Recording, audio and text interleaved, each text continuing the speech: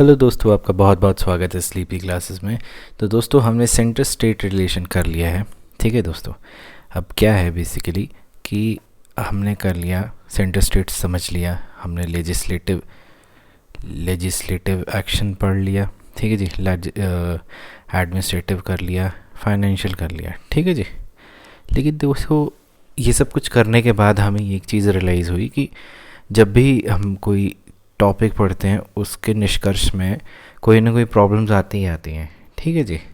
Polity का basic rule ही यही है कि लॉज बनते हैं, उसका पूरा फॉर्मुलेशन कैसे होता है, एग्जीक्यूशन भी हो जाती है, लेकिन at the end of the day उसमें प्रॉब्लम्स भी आती हैं। और जब प्रॉब्लम्स आती हैं पॉलिटी में स्पेशली, तो क्या बनता है, आपकी कमीशंस बनते हैं उससे रिलेटेड, या फिर कमिटीज़ बनती हैं। ठीक है।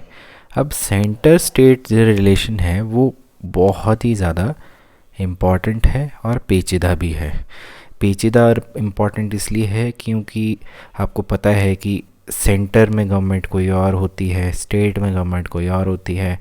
स्टेट अपनी ऑटोनॉमी चाहता है, सेंटर अपनी पावर दिखाता है। तो इस क्लैश के बीच में काफ़ी इश्यूज़ आए थे। ठीक है। अब वो इशू कैसे आए थे और उसकी वजह से कमीशंस क्या बने थे, कमिटीज़ क्या बने थे, आज इस लेक्चर में हम वो पढ़ेंगे। और ये बहुत इम्पॉर्टेंट है। यहाँ पे कमिटीज़ और कमीशंस जो इतने भी हैं या कोई रेजोल्यूशन हुए हैं उससे क्वेश्चंस आपके बन के आते हैं, पूछ लेते हैं कि ये वाली कमेटी किस चीज़ से रिलेटेड थी या इसमें क्या बोला गया था। ठीक है। तो विदाउट फर्दर डू स्टार्ट करते हैं। अब क्या हुआ था कि 1967 तक तो कांग्रेस आती रही। ठीक है जी। तो कांग्रेस स्टेट्स में भी आती थी, सेंटर में भी आती थी, तो एक स्मूथ फंक्शनिंग होगी। लेकिन क्या हुआ कि 1967 इलेक्शंस में कांग्रेस पार्टी जो है वो 9 स्टेट्स में हार गई। अब उससे क्या हुआ कि सेंटर की पोजीशन वीक हो गई। ऑब्वियसली जब नई पार्टीज आना स्टार्ट होगी तो इसमें क्या हुआ कि पॉलिटिकल सिनेरियो जो है वो चेंज हो गया। किसका? सेंटर स्टेट का। अब नॉन कांग्रेस गवर्नमेंट जो थे वो उन्होंने अपोजिशन करने लग पड़े। किस चीज़ की अपोजिशन?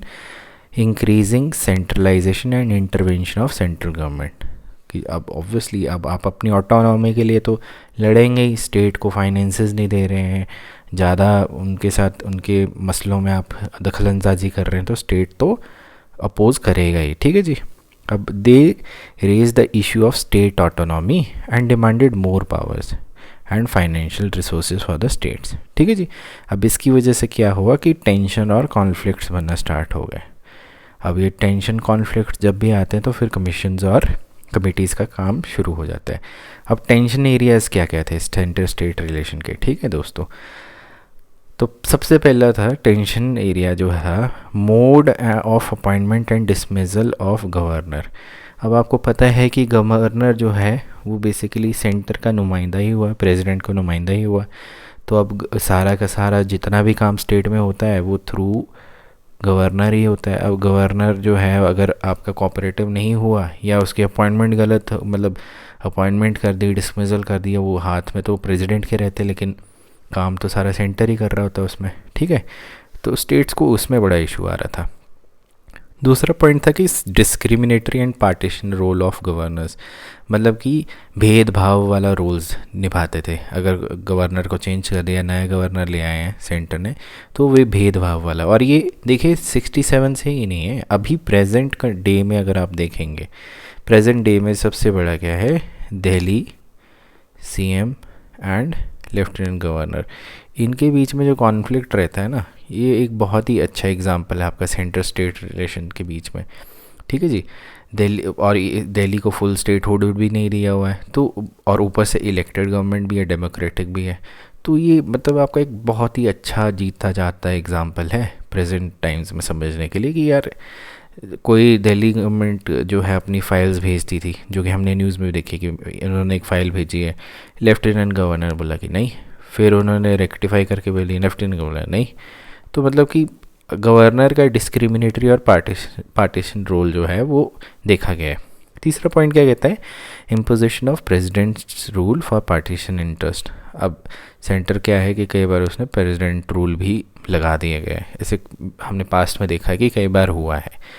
चौथा पॉइंट कहता है deployment of central forces in states. ये भी जो है स्टेट्स को काफ़ी इशू हुआ है कि आपका सीआरपीएफ वगैरह पैरामिलिट्री फोर्सेस वगैरह लगा दिए हैं आपके, ठीक है जी, to maintain law and order, उसमें भी इश्यूज आते हैं। फिर reservation of state bills for consideration of president, मतलब कि गवर्नर जो है कुछ बिल्स जो हैं वो रिज़र्व करके प्रेसिडेंट के पास भेज देते हैं और प्रेसिडेंट जो है वो उनको अपने पास रख लेते हैं। तो फिर वो भी है कि जैसे हमने ऊपर बात करी थी लेफ्टिनेंट गवर्नर एंड दिल्ली के सीएम के, उसी तरीके से बाकी स्टेट्स में भी इशू आ रहा था। फिर आया डिस्क्रिमिनेशन ऑफ फाइनेंशियल एलोकेशन। अब आपको पता है कि सेंटर के पास ज़्यादा फाइनेंसेस होते हैं। अब सपोज़ हिमाचल में बीजेपी गवर्नमेंट है, सेंटर में भी बीजेपी गवर्नमेंट है, तो इनकी जो एक तालमेल है वो बिल्कुल सही है, वो क्योंकि सेम गवर्नमेंट है। अब सपोज़ हिमाचल में कांग्रेस आ जाती है और सेंटर में बीजेपी है, तो फाइनेंशियल रिसोर्सेज जो हैं जो कि मिलने चाहिए वो नहीं होंगे, ठीक है, फॉर द ऑब्वियस रीज़न कि ये अलग पार्टी है, ये अलग पार्टी है, राइवल पार्टीज़ हैं, तो उसकी वजह से फाइनेंसेस का इशू आ जाता है, एलोकेशन कम हो जाती है। फिर आता है role of planning commission in approving state project. अब तो खैर ये ख़त्म हो गया है, अब ये नीति आयोग है, लेकिन जो कहानी पुरानी थी वो अभी भी है कि स्टेट के प्रोजेक्ट्स अप्रूव ही नहीं होते हैं। अब बेचारे स्टेट के पास फाइनेंसेस नहीं होंगे तो कहाँ से मांगेगा, सेंटर से, सेंटर बोलेगा नहीं है। जैसे कि अगर कोई पहाड़ी एरिया है, मैं अपने खुद के स्टेट का ही बोलूँ कि अगर हमें यहाँ पे कांग्रेस के टाइम पे वी वर सेइंग कि we need rail projects out here, ठीक है। अब रेल प्रोजेक्ट का क्या है आपको पता है, सेंटर का इशू रहता है। अब सेंटर बोलता है कि जी नहीं करेंगे, बजट में भी नहीं लेके आते हैं। लेकिन वही चीज़ जब बीजेपी की गवर्नमेंट आ गई तो फिर सर्वेइंग भी हुई और रेल प्रोजेक्ट्स भी अप्रूवल हो गए, समझ रहे हैं आप। तो इस तरीके से है। आठवां है management of all India services. ये बहुत ही ज़्यादा, आप जब आगे के कमीशंस वगैरह देखेंगे उसमें तो कई राज्यों ने और कई कमीशंस ने बोला कि ऑल इंडिया सर्विसेज तो ख़त्म ही कर देना चाहिए, दैट शुड बी डिसबैंडेड। तो ऑल इंडिया सर्विसेज पे भी बहुत ज़्यादा स्टेट्स को इशू होता है कि कोई है तो ये सेंट्रल गवर्नमेंट की ही, ठीक है दोस्तों। 9वां पॉइंट है कि use of electronic media for political purpose. अब आप इलेक्ट्रॉनिक मीडिया को यूज़ कर रहे हैं, न्यूज़पेपर को यूज़ कर रहे हैं पॉलिटिकल पर्पसेस को, वो भी स्टेट्स को गवारा नहीं है, ये भी इश्यूज़ आ रहे थे। और appointment of inquiry commission against chief minister. अब ये देखिए कि एक सीएम के ऊपर इंक्वायरी कमीशन बिठा देते थे, अब काफ़ी चेंजेस हो गए हैं ये, लेकिन ये एक इश्यूज़ रहते थे। फिर शेयरिंग ऑफ फाइनेंसेस। देखिए फाइनेंसेस जो हैं, finances are very very important, just not for the centre state, for everywhere.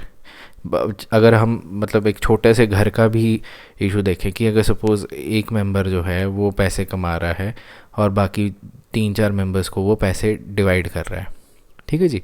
अब ये जो मेंबर है बोलता है कि हाँ इसको मैंने ज़्यादा देने, इसको कम देने, पार्शलिटी कर रहा है, तो बाकी तो बोलेंगे ना कि हमारे साथ पार्शलिटी क्यों कर रहा है। सिमिलरली सेंटर स्टेट का भी वैसा ही है, ठीक है जी। और फिर आता है encroachment bye centre on state list. ये एक बहुत बड़ा इशू कि सेंटर जो है स्टेट लिस्ट के ऊपर ही इंक्रोचमेंट हो जाती है, ठीक है दोस्तों। तो ये बेसिक इश्यूज़ आए थे। अब आते हैं एडमिनिस्ट्रेटिव रिफॉर्म कमीशन। सबसे पहले ये आया था। अब सेंट्रल गवर्नमेंट ने अपॉइंट किया 6 मेंबर्स के एडमिनिस्ट्रेटिव रिफॉर्म कमीशन ARC 1966 में। किसके अंडर? मोरारजी देसाई जी के अंडर, फॉलोड बाय के हनुमंथाया, ठीक है जी। और it's terms of references include among others examination of centre state relation. मतलब ये जो आपका ARC कमीशन था 1966 का, इसका जो टर्म्स कंडीशन क्या थी, वो एग्जामिन करना था कि सेंटर स्टेट रिलेशन को, और इनको एग्जामिन करना था अच्छे तरीके से। तो उन्होंने एक स्टडी टीम बनाई, किसके अंडर? MC स्टेलवार्ट के अंदर, MC स्टेलवार्ट के अंडर, ठीक है। और इनके बेसिस के रिपोर्ट पे ये स्टडी टीम के जो भी थी हमारी, इन्होंने एक रिपोर्ट बनाई और उसको 1969 में सबमिट कर दिया सेंट्रल गवर्नमेंट को, ठीक है। अब उसकी रिकमेंडेशन क्या थी फर्स्ट ARC की? देखिए दोस्तों, अगर आप कोई मेंस का भी एग्ज़ाम लिख रहे हैं तो उसमें ARC की जो आपकी रिकमेंडेशन है, आप उसको आंसर राइटिंग में बहुत अच्छे से लिख सकते हैं, ठीक है। तो ये इंपॉर्टेंट है। अभी ये पहले ARC की क्या थी ये कहता था कि establishment of inter state council होना चाहिए, किसके अंतर्गत, आर्टिकल 263 के अंतर्गत। और वो कहता था कि appointment of person having long experience in public life and administration of non partition attitude जो है वो गवर्नर होने चाहिए। मतलब कि कोई ऐसा इंसान जिसको पब्लिक लाइफ और एडमिनिस्ट्रेशन का ज्ञान हो और उसको भेदभाव ना करने वाला एटीट्यूड होना चाहिए। और उन्होंने कहा था कि delegation of powers to of maximum extent to state होनी चाहिए। मतलब कि डेलीगेशन ऑफ पावर्स का मतलब होता है कि जो आपकी पावर्स हैं स्टेट्स को ज़्यादा होनी चाहिए। और इन्होंने कहा था transferring of more financial resources to state, मतलब कि स्टेट को फाइनेंशियल रिसोर्सेज ज़्यादा देनी चाहिए, ठीक है, ताकि उनकी जो डिपेंडेंसी है वो सेंटर के ऊपर कम हो। और एक और पॉइंट कहा था कि deployment of central armed forces जो है वो या तो स्टेट अगर रिक्वेस्ट कर रहा है या फिर कोई बड़ी ग्रीवियस चीज़ हुई तभी होनी चाहिए। अब इसके एआरसी रिकमेंडेशन पे क्या हुआ, no action was taken by central government, मतलब कि पढ़ा और ख़त्म कर दिया। फिर आया राजा मन्नार कमेटी। तो राजा मन्नार कमेटी में क्या थे कि 1969 में तमिलनाडु गवर्नमेंट, ठीक है जी, डीएमके जो है तमिलनाडु गवर्नमेंट ने अपॉइंट किया 3 मेंबर कमेटी, किसके अंडर, डॉक्टर पीवी राजमनार, और उन्होंने एग्जामिन करना था entire question of state centre relation, ठीक है। अब ये कमेटी जो है उन्होंने अपनी रिपोर्ट सबमिट की थी तमिलनाडु गवर्नमेंट को 1971 में, और उन्होंने रीजंस आइडेंटिफाई किए कमेटी ने कि ऐसे क्या है रीजंस जिसकी वजह से ये सेंट्रलाइजेशन डिसेंट्रलाइजेशन का कॉन्सेप्ट जो है ठीक नहीं है। तो उनका पहला रीज़न क्या था, उसमें क्या था कि सर्टन प्रोविजन एंड कॉन्स्टिट्यूशन जो कि स्पेशल पावर देते हैं सेंटर को। तो पहला एक रीज़न निकाला। फिर उन्होंने बोला कि 1 party rule both at centre and state, ये है। फिर उन्होंने कहा कि inadequacy of state physical resource and consequent dependence on centre, मतलब कि वही फाइनेंसिस के बारे में हम बात कर रहे थे, ठीक है जी। और जो institution of plan central planning and role of planning commission, इसके बारे में भी डिस्कस किया था। अब रिकमेंडेशंस क्या क्या निकल के आई थी, ठीक है, ऊपर तो डिस्कशन ने क्या क्या किया था, रिकमेंडेशन क्या कहा था कि एक इंटर स्टेट काउंसिल होना चाहिए। देखिए ऊपर वाले में एआरसी में भी यही कहा, इसने भी ये कहा एक इंटर स्टेट काउंसिल होना चाहिए। फाइनेंस कमीशन को कहते हैं कि एक परमानेंट बॉडी बना दो, प्लानिंग कमीशन को डिसबैंड कर दो, ठीक है जी। और आर्टिकल 356, 357, 365 जो कि प्रेसिडेंट रूल के बारे में डिस्कस करते हैं उसको टोटली ओमिट कर दो, ठीक है जी। और कहते हैं कि द प्रोविजन जिसमें कि the state ministry holds office during the pleasure of governor, जो लाइन है इसको भी चेंज कर दो, ठीक है जी। और उन्होंने कहा कि सर्टन सब्जेक्ट्स जो हैं यूनियन लिस्ट के, ठीक है जी, और जो कॉन्करेंट लिस्ट के हैं वो सीधे के सीधे ट्रांसफ़र कर दो स्टेट लिस्ट में, और जो रेजिडुअरी पावर हैं वो स्टेट्स को दे दो। तो ये राजमनार कमेटी ने बोला। और इन्होंने कहा कि जी IAS IPS all India services को तो ख़त्म ही कर दो, ठीक है। अब इस पे क्या हुआ, इसका हशर क्या हुआ, central government completely ignored the recommendation, कुछ भी नहीं हुआ इस पर, ठीक है। फिर आते हैं अनंतपुर साहिब रेजोल्यूशन। अब पंजाब में हुआ था। अनंतपुर साहिब जो है यहाँ पे बहुत फेमस गुरुद्वारा है, आप विज़िट कर सकते हैं अगर कभी भी आते हैं आप, ठीक है। अब 1973 में अकाली दल जो है, जो पंजाब की जो पार्टी है, रीजनल पार्टी है, अब तो नेशनल पार्टी बन चुकी है, ठीक है। तो 1973 में उन्होंने क्या कहा, उन्होंने रेजोल्यूशन अडॉप्ट किया जिसमें कि पॉलिटिकल और रिलीजियस डिमांड्स डाली गई, और अनंतपुर साहिब जो है पंजाब में अभी बात कर ली थी। अब इसको हम अनंतपुर साहिब रेजोल्यूशन इसीलिए कहते हैं for the name Anantapur Sahib, ठीक है जी। इन्होंने क्या कहा, इन्होंने डिमांड करी कि सेंटर की ज्यूरिसडिक्शन जो है वो सिर्फ और सिर्फ defence, foreign affairs, communication, currency और तक ही होनी चाहिए, और जो जितनी भी रेजिडुअरी पावर्स हैं वो स्टेट्स को आ जानी चाहिए, ठीक है जी।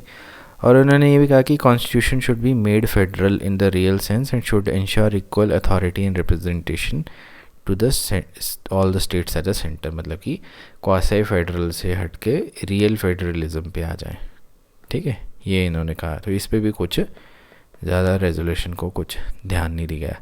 फिर आते हैं वेस्ट बंगाल मेमोरेंडम। अब देखिए वेस्ट बंगाल मेमोरेंडम जो है वो किसने लीड किया था, कम्युनिस्ट ने, 1977 में आया ये। अब इसमें कहा कि इन्होंने सेंटर स्टेट रिलेशन पे मेमोरेंडम निकाला और उसको सेंट्रल गवर्नमेंट को भेज दिया, जी हमने ये मेमोरेंडम निकाला है, ये आपको भेज रहे हैं हम।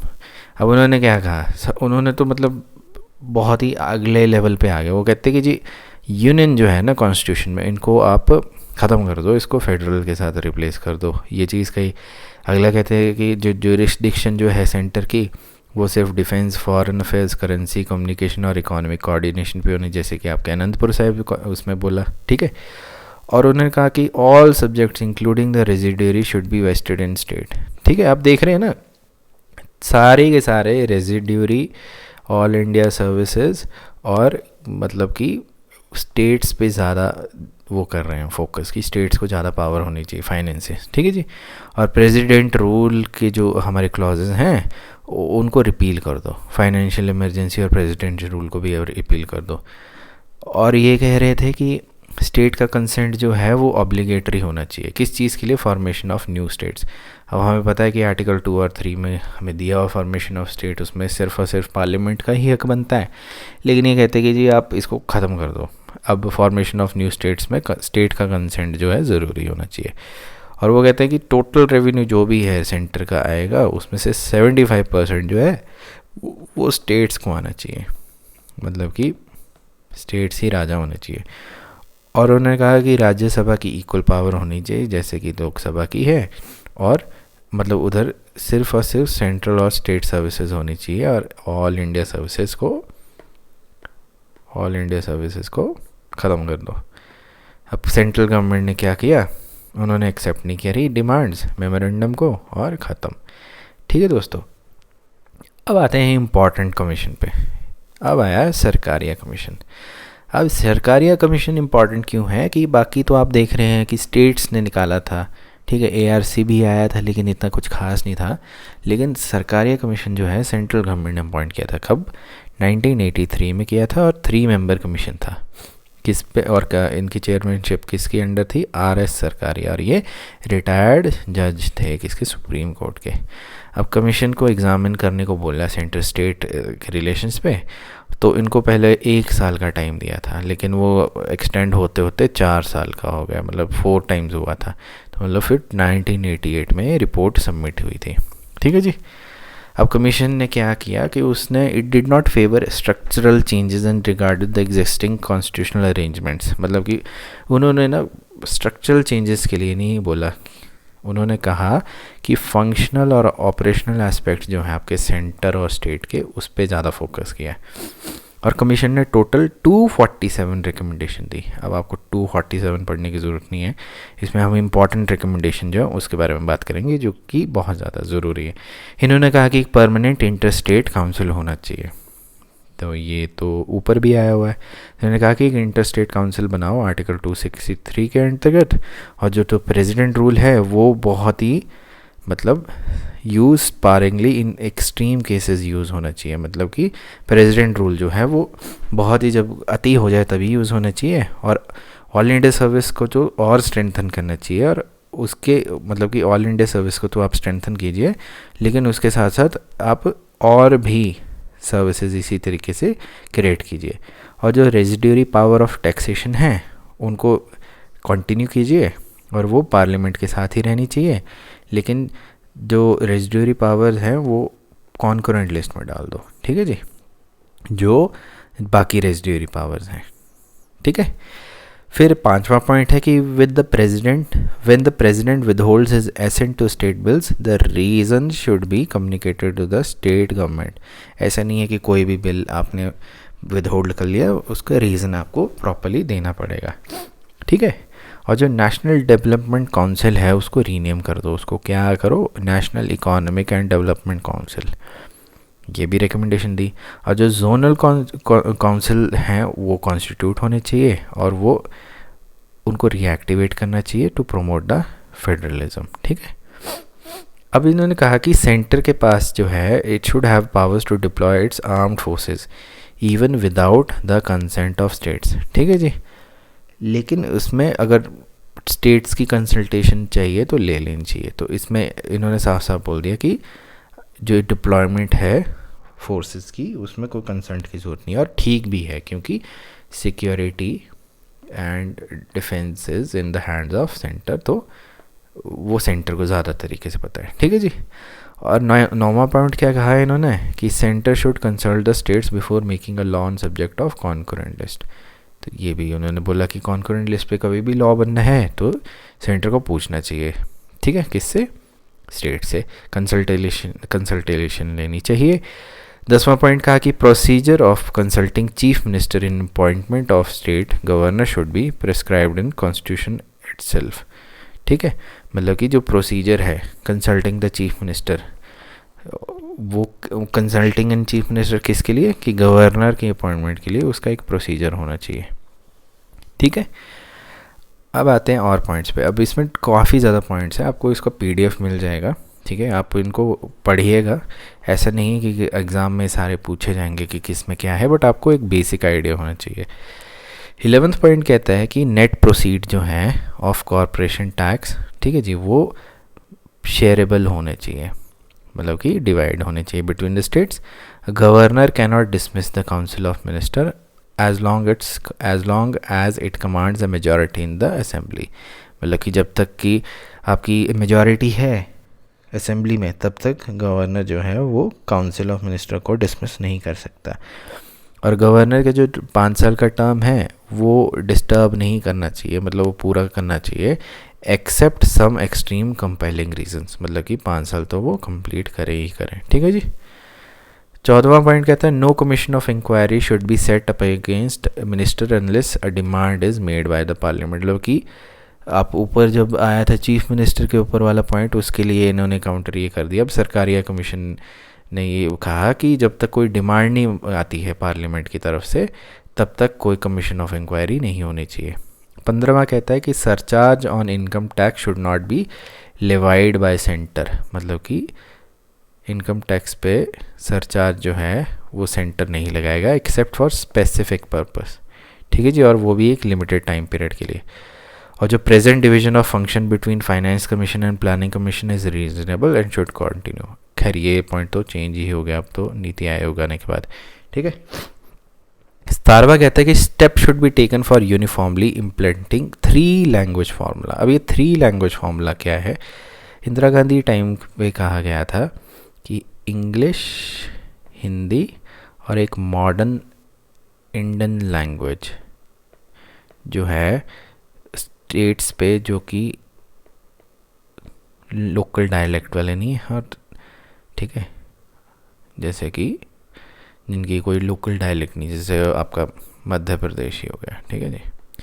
और दूसरे स्टेट्स के लिए कि इंग्लिश, हिंदी और लोकल डायलेक्ट होना चाहिए। ये जैसे स्टेट्स हो गए तमिलनाडु, या फिर आपके महाराष्ट्र हो गए, या फिर कर्नाटका हो गए। ठीक है जी, इस टाइप के। तो ये 3 लैंग्वेज फार्मूला के बारे में बात की थी कि यूनिफॉर्मली इम्प्लीमेंट होना चाहिए। ठीक है जी। 18वां कहता है no autonomy for radio and television but decentralisation of their operation. मतलब कि रेडियो और टेलीविज़न में कोई ऑटोनॉमी नहीं होनी चाहिए, लेकिन वो भी उसको डिसेंट्रलाइज मतलब डिवाइड करना चाहिए। ठीक है। 19th पॉइंट है कि no change in role of Rajya Sabha, मतलब राज्यसभा का जो वैसा रोल है वैसे ही होना चाहिए। और 20th कहता है कि commissioner for linguistic minority should be activated, मतलब कि लिंग्विस्टिक माइनॉरिटी के लिए कमिश्नर बनाना चाहिए। ठीक है। अब सेंट्रल गवर्नमेंट ने क्या किया, 247 में 180 जो हैं पॉइंट्स वो सरकारी कमीशन के एक्सेप्ट कर दिए और इम्प्लीमेंट कर दिए। और मोस्ट इम्पॉर्टेंट क्या था, इंटर स्टेट काउंसिल, और ये 1990 में बन गया। तो ये क्वेश्चन कि when was the inter state council setup, तो 1990। ठीक है दोस्तों। अब आते हैं पंछी कमीशन पे। सरकारिया के बाद आया पंछी कमीशन। अब ये सेकंड कमीशन बनाया था सेंट्रल स्टेट गवर्नमेंट पे, किसने? गवर्नमेंट ऑफ इंडिया, अप्रैल 2007 में। ठीक है जी। किसके अंतर्गत आया था ये? मदन मोहन पंछी, former chief justice of India. तो ये इंपॉर्टेंट है, यहाँ से क्वेश्चन आ सकता है कि पंछी कमीशन किसके अंडर था और कौन से ईयर में था, तो यहाँ से आ सकता है। अब कमीशन ने सबमिट करी इसकी रिपोर्ट अप्रैल 2010 में। ठीक है जी। और कितनी लंबी थी देखिए, 1456 पेज की रिपोर्ट थी, 7 वॉल्यूम्स थे, और कमीशन ने पूरी एक्सटेंसिव हेल्प भी ली थी सरकारी कमीशन की रिपोर्ट से, क्योंकि ऑब्वियसली वहाँ से काफ़ी ज़्यादा चीज़ें एक्सेप्ट भी की थी। और जो national commission to review the working of national commission to review the working of constitution NCRWC report और सेकंड एडमिनिस्ट्रेटिव रिफॉर्म रिपोर्ट भी उन्होंने प्रॉपरली, मतलब एक्सटेंसिवली पढ़ाई की गई थी इस पर। ठीक है जी।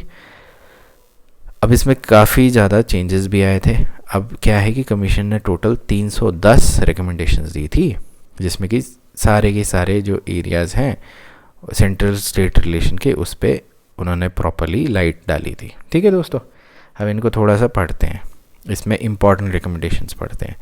तो पहला है कि फैसिलिटेट करना effective implementation of list 3 subjects, ठीक है जी, बिटवीन यूनियन एंड स्टेट्स। ठीक है जी। दूसरा पॉइंट क्या कहता है कि union should be extremely restrained in exerting parliamentary supremacy in matters assigned to state. मतलब कि आपको यूनियन को रिस्ट्रेन करना चाहिए अपने साथ, की अपनी वो पार्लियामेंट्री सुप्रीमेसी ना दिखाए, मतलब कोई स्टेट के कोई जो भी मैटर्स हैं उस पर ज़्यादा दखल अंदाजी ना करे। तो ये एक रिकमेंडेशन दी थी। तीसरी थी कि union should occupy only that many subjects in concurrent और overlapping jurisdiction which are absolutely necessary to achieve uniformity of policy. मतलब कि यूनियन को उन्हीं सब्जेक्ट्स में आना चाहिए, ठीक है जी, जो कि कॉन्करेंट है, मतलब कॉमन है, या फिर ओवरलैप कर रहे हैं, मतलब कि कुछ ऐसे रूल्स जो कि कॉमन हैं और ओवरलैप करें, उन्हीं में ही आना चाहिए, और जब तक कि नेसेसरी ना हो तब तक यूनियन को नहीं आना चाहिए। ठीक है जी। और एक कॉन्टेनिंग ऑडिटिंग रोल होना चाहिए, किसके लिए? इंटर स्टेट काउंसिल के लिए। ठीक है जी। और 5वां पॉइंट कहता है कि period of 6 months prescribed in article 201 of state legislature to act when the bill is return by the president. ठीक है जी। मतलब कि 6 मंथ्स का टाइम पीरियड जो है वो स्टेट्स को मिलेगा कि वो बिल जो भी वापस आया है द प्रेसिडेंट का, उस पर काम करने के लिए। और इसमें एक भी कहा है कि the president also to decide on assenting और withhold assent to state bill reserve for consideration of president. मतलब कि उसमें रीज़न भी बताया जाएगा कि क्यों उसको विदहोल्ड किया था। अब parliament should make a law on entry 14 of the list 1। ठीक है जी। और उसके सारे जो प्रोसीजर्स हैं और इसकी जो एक्सरसाइज ऑफ पावर है वो जो है एब्सोल्यूट नहीं हो सकती। और उसका जो फेडरल स्ट्रक्चर जो है लेजिस्लेटिव और एग्जीक्यूटिव का, वो अनचार्टर रहना चाहिए। ठीक है जी। उसमें और भी क्या क्या कहा है कि फाइनेंशियल ऑब्लिगेशंस और जो इम्प्लीकेशन है स्टेट फाइनेंसेस की out of treaties and agreement should be permanent term of reference. किसमें? फाइनेंस कमीशन में। 8वां पॉइंट कहता है कि जब गवर्नर को सिलेक्ट करना है उसके लिए उन्होंने थोड़े से रेगुलेशंस या पॉइंटर्स दिए थे कि गवर्नर को किस बिना पे सिलेक्ट करना चाहिए। उसमें क्या क्या कहा है? वो एमिनेंट होने चाहिए सम वॉक ऑफ लाइफ से। ठीक है जी। वो स्टेट के बाहर कहाँ होना चाहिए, और वो एक डी अटैच्ड फिगर होना चाहिए जो कि ज़्यादा लोकल पॉलिटिक्स से वाकिफ़ नहीं रखता है। ठीक है जी। और उनका जो है वो ज़्यादा उन्होंने पॉलिटिक्स में इतना इंटरेस्ट नहीं लिया हुआ है, और मतलब अगर लिया भी है तो रीसेंट पास्ट में नहीं होना चाहिए। ठीक है दोस्तों। और इसमें कहा है कि governor should be given a fixed tenure, किसका? Of 5 years. और रिमूवल जो है वो तभी होना चाहिए जब गवर्नमेंट जो है उसको लगे कि सच में ज़रूरत है। ठीक है जी।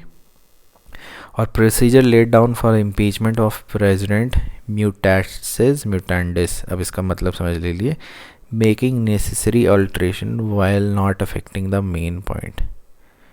ठीक है जी। मतलब कि अगर कोई भी चेंज लेके आना है तो उसकी अल्ट्रेशन जो है वो मेन पॉइंट से भटकनी नहीं चाहिए। Can be made applicable for the impeachment of governors as well. मतलब कि प्रेसिडेंट और गवर्नर की इम्पीचमेंट जो है वो इसी तरीके से होनी चाहिए, यूनिफॉर्मिटी के साथ, जो उसका प्रोसीजर के हिसाब से होना चाहिए। ठीक है जी। 11वां पॉइंट कहता है कि article 163 does not give the governor a general discretionary power to act against और without the advice of council of minister, मतलब कि गवर्नर अपने हिसाब से नहीं काम कर सकता है, उनको एडवाइस जो है काउंसिल ऑफ मिनिस्टर के हिसाब से चलना है, ठीक है जी। In fact the area of exercise of discretion is limited, मतलब कि जो भी डिस्क्रिशन है गवर्नर की वो बड़ी ही लिमिटेड है, और उसके जो चॉइस ऑफ एक्शन है वो आर्बिट्रेरी या फैंसीफुल नहीं होने चाहिए, मतलब कि अपने हिसाब से काम न करे governor. It must be a choice dictated by reason, मतलब कि कोई उसके पास बहुत ही वैलिड रीज़न हो, या फिर उसने उसके गुड फेथ या फिर टेम्पर्ड बाय कॉशन पे काम किया हो, ठीक है जी। अगला पॉइंट क्या कहता है कि in respect of bills passed by the legislative assembly of the state, governor should take the decision within 6 months whether to grant assent or reserve it for the consideration of president। मतलब कि कोई भी bill इस तरीके का है उसमें decision जो भी लेना वो सेम 6 महीने के अंतर्गत होना चाहिए, कि उसको रिज़र्व करना है या फिर ग्रांट देना है, या रिज़र्व किसके लिए, प्रेसिडेंट के लिए रिज़र्व करना है या फिर उसको ग्रांट देना है, ठीक है जी। 13th पॉइंट कहता है कि on the question of governors role in appointment of chief minister in case of hung assembly. अब हंग असेंबली क्या होती है, आपको 50% चाहिए मेजॉरिटी, टोटल अगर 100 है तो एटलीस्ट 50 सीट्स तो होनी चाहिए, ठीक है जी। अब किसी के 30 आ गए, किसी के 20 आ गए, किसी के 30 आ गए, ठीक है जी, और बाकी मिसलेनियस आ गए, और वो भी 10-10 करके है, तो ये हंग असेंबली होगी कि किसी को भी पूर्ण बहुमत नहीं मिला है। तो उसमें फिर एक गाइडलाइंस आ गई कॉन्स्टिट्यूशनल कन्वेंशनल की, वो फॉलो होनी चाहिए। उसमें गाइडलाइंस क्या है उनके बारे में थोड़ा सा जानते हैं। आज का लेक्चर थोड़ा सा बोरिंग भी हो सकता है कि आप सोचेंगे कि सर ये रिकमेंडेशन तो मैं क्यों पढूं, मेरे को बस ये पता है कि अच्छा ये कमीशन है वो कमीशन है, बट ये आंसर राइटिंग के हिसाब से बहुत इंपॉर्टेंट है। अब गवर्नर के लिए रिकमेंडेशंस क्या क्या हैं कि पार्टी और combination of parties which command the with the support of legislative assembly should call upon two form the government, मतलब कि या तो कोई सिंगल पार्टी है या कॉम्बिनेशन ऑफ 2-3 पार्टीज़ हैं, उनको बुलाना चाहिए कि एक कॉलिशन टाइप ही होगी कि आओ आप बनाओ, ठीक है जी। अगर कोई प्री पोल अलायंस है या कॉलिशन है फिर उनको भी एक सिंगल पार्टी की तरह ही मानेंगे, और जो उनका जो लीडर बनेगा उसको बोलेंगे कि आप पार्टी बनाओ। अगर कोई पार्टी जो है या कोई प्री पोल कॉलिशन नहीं है लेकिन उसके पास क्लियर मेजॉरिटी है, तो गवर्नमेंट जो गवर्नर है वो उनको किस तरीके से सिलेक्ट करना चाहिए, the governor should select the chief minister in order to preference indicated है, ठीक है जी। अब एक और चीज़ है कि इसमें क्या है कि group of parties which have pre poll alliance commanding the largest number, तो ये गवर्नमेंट बना सकती है, ठीक है जी। अब कोई सिंगल लार्जेस्ट पार्टी है जो कि स्टेक क्लेम कर रही है कि हम पार्टी बना सकते हैं, तो और वो पार्टी कैसे बनाएंगे, with the support of others, तो वो क्लेम कर सकते हैं, ठीक है जी। अब post electoral coalition with all partners joining the government, ये पार्टीज बना सकते हैं। अब इसमें एक और है कि post electoral alliance with some parties joining the government and the remaining including independent supporting the government from outside, मतलब कि आपके पास मेजॉरिटी है, ठीक है, लेकिन कुछ जो आधी मेजॉरिटी है वो बाहर से सपोर्ट कर रहे हैं कि हाँ जी हमारा पूरा सपोर्ट है, तो उसमें भी गवर्नमेंट बन सकती है। तो गवर्नर को ये सारी चीज़ें देखनी चाहिए, ठीक है जी। 14 है on question of dismissal of chief minister. अब the governor should invariably insist of chief minister proving his majority. अगर चीफ मिनिस्टर को डिसमिस भी करना है तो गवर्नर को चीफ मिनिस्टर को मतलब इंसिस्ट करना पड़ेगा कि अब अपनी मेजॉरिटी प्रूव करो फ्लोर हाउस में। अगर हो जाती है तभी ही तो ठीक है, अगर नहीं होती है तो असेंबली भंग हो जाएगी, ठीक है। और governor should have the right to sanction prosecution of state minister against the advice of council of minister if the cabinet decision appear to the governor to be motivated by bias in the face of overwhelming material, मतलब कि governor के पास right है prosecution of a state minister अगर उनको लगता है कि कोई ऐसा डिसीजन लिया गया है जो कि बायस है या फिर ठीक नहीं है, ठीक है। 16वां पॉइंट क्या कहता है कि convention of governors acting as chancellor of governor, ठीक है जी, मतलब कि गवर्नर को चांसलर ऑफ यूनिवर्सिटी बनाया है या कोई स्टेचुरी पोजीशन बनाई है, उसको डू अवे कर देना चाहिए। तो कमीशन ने बोला था कि ये वाली प्रथा ख़त्म कर दो, जो कि अभी नहीं हुई है। ठीक है जी। 17वां पॉइंट है कि कभी जब भी कोई एक्सटर्नल एग्रेशन है या इंटरनल डिस्टर्बेंस है जो कि स्टेट एडमिनिस्ट्रेशन के को पैरालिसिस पे लेके जाती है, मतलब कि ख़राब कर देती है, चल नहीं पा रही है, तो उस सिचुएशन में क्या है कि article 355 should be exhausted to contain the situation. ठीक है जी। और 356 should be limited strictly to rectifying the failure of constitution. मतलब कि ये जो आपके आर्टिकल्स हैं ये तभी लग सकते हैं जब आपको लगता है कि जो स्टेट की एडमिनिस्ट्रेशन है या फिर कॉन्स्टिट्यूशनल मशीनरी है वो फेल कर गई है, चरमरा गई है, तभी इसको इन्वोक किया जाएगा। ठीक है जी। अब 356 की इन्वोक करने के लिए क्या है, SR Bommai versus union of India 1994, ये जब हम इम्पॉर्टेंट केसेस का एक लेक्चर करेंगे, ठीक है जी, इम्पॉर्टेंट केसेस का जब एक लेक्चर करेंगे तब वी विल सी कि ये SR बोम्मई की क्या क्या डाली थी, कि फ्लोर हाउस टेस्ट क्या था और क्या क्या उसमें रूल्स एंड रेगुलेशन आए थे। लेकिन 356 को बेसिकली इसकी जो भी गाइडलाइंस है वो फॉलो करनी चाहिए। 19th क्या है कि given the strict parameters now set for invoking emergency provision 352 और 356 should be used only as last resort. मतलब कि 352 और 356 सभी यूज़ करने चाहिए जब कोई चारा ही नहीं बचा है, तो लास्ट रिजॉर्ट में। ऐसा नहीं है कि ज़रा सा पता चला कि कुछ प्रॉब्लम होगी किसी स्टेट में तो इसको इन्वोक कर दिया, जब इसको लास्ट रिजॉर्ट की तरह ही यूज़ करने चाहिए। ठीक है दोस्तों। अब इसमें आते हैं 20th पॉइंट पे। ठीक है जी। 20th पॉइंट कहता है कि amendment to article 263 are required to make inter state council a credible. मतलब कि इंटर स्टेट काउंसिल कैसे होना चाहिए, एक क्रेडिबल, पावरफुल और फेयर मैकेनिज्म के साथ होना चाहिए जो कि इंटर स्टेट और सेंट्रल रिलेशन के डिफरेंसेस को कम करे। ठीक है दोस्तों। 21st क्या कहता है, जोनल काउंसिल जो हैं उनको मिलना चाहिए। पहले तो बोलता है कि जोनल काउंसिल बनाना चाहिए, उनको हमने बोला कि फिर से उनको रिफ्रेशली स्टार्ट करो, और जो जोनल काउंसिल है उनको एटलीस्ट ट्वाइस अ ईयर, साल में 2 बार मिलना ही चाहिए ताकि वो अच्छे से फंक्शनिंग करे। और जो सेक्रेटरीट है, the secretariat of a strengthened interstate council can function as well secretariat of the zonal council as well. ठीक है जी। 22nd पॉइंट क्या कहता है,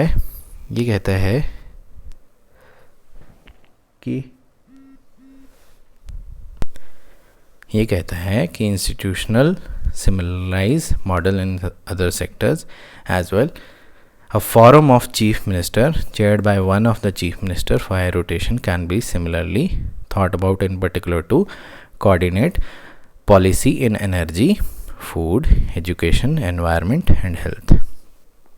ठीक है दोस्तों। मतलब कि CM को भी इसमें डालना चाहिए। और न्यू ऑल इंडिया सर्विस जो है वो भी बननी चाहिए, किस पे, हेल्थ, एजुकेशन, इंजीनियरिंग, जुडिशरी बननी चाहिए। ठीक है दोस्तों। 24th पॉइंट क्या कहता है, factors inhibiting the composition function of second chamber as representative form of state should be removed और modified if requires amendment of constitutional provision. ठीक है जी।